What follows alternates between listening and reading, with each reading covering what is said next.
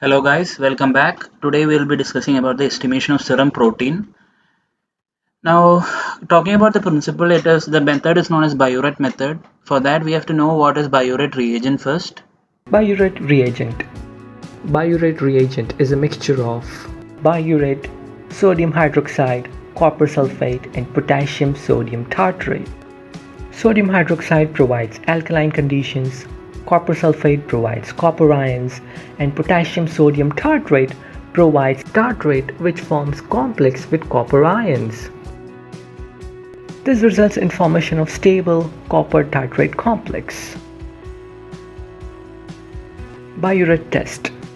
Now, in presence of peptides or proteins, the nitrogens present in the peptide bond and the nitrogen present in the biuret reacts with copper to form copper coordinated complex and shows maximum absorption at 540 nanometers. Hence, by measuring the optical density, the required amount of protein in the given sample can be estimated. It should be noted that peptides should have minimum 3 amino acid to give a positive biuret test.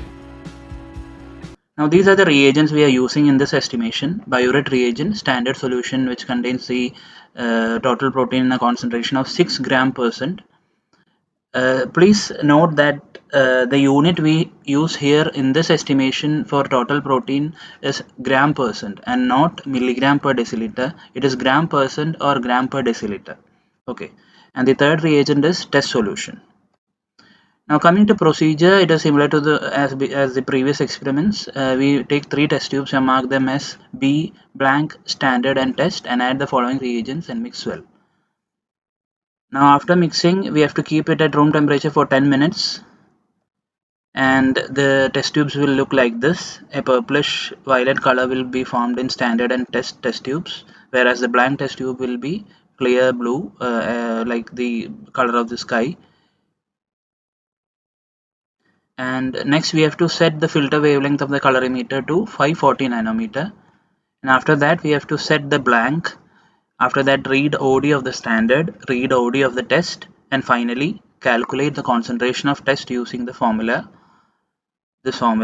And concentration of test has to be found out. For that, concentration of standard has already been given, and OD of test will be calculated using will be given by the colorimeter. OD of standard will be given again by the colorimeter itself.